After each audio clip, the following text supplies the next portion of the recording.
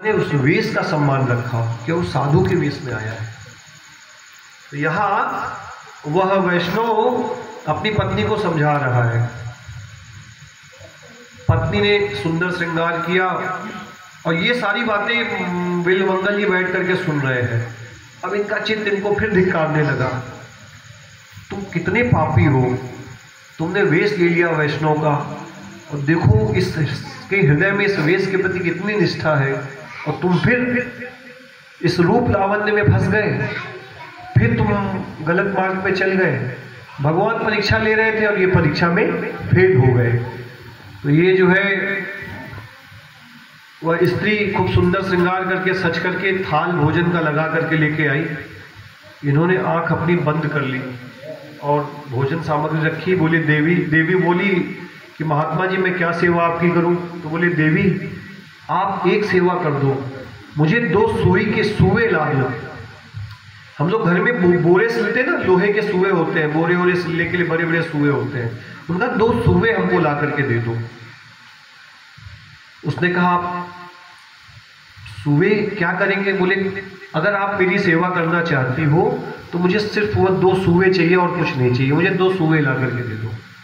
तो वह स्त्री जब वो सुए लेकर के आई तो इन्होंने उसको पकड़ा और इन्होंने अपनी दोनों आंखों में उसको भोग लिया, अपनी दोनों आंखों को फोड़ लिया उन सुओं से। इनके मन में ये विचार आ रहा था कि देखो मैं एक कुलीन ब्राह्मण था और कुलीन ब्राह्मण होकर के भी एक वैश्या पे मेरी दृष्टि गई और मैं कुपथगामी हो गया, मेरा पतन हो गया। फिर अभी गुरुदेव से ये भागवत पुराण सुन करके आए थे। भागवत में अजामिल की कथा आप सबने सुनी होगी।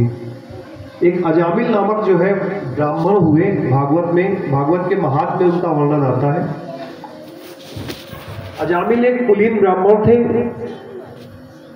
स्त्री पुत्र आदि से संपन्न थे, धर्मनिष्ठ ब्राह्मण थे, त्रिकाल संध्या वंदन करते थे, तीनों समय गायत्री का जप करते थे, वेद का पाठ करते थे।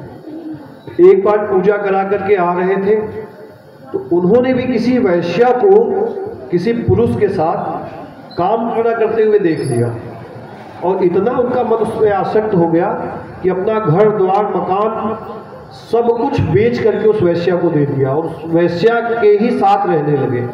अपने स्त्री को, माता पिता को घर से निकाल दिया और उस वैश्या को ला करके घर पे रख लिया और उस वैश्या से इनकी कई संतान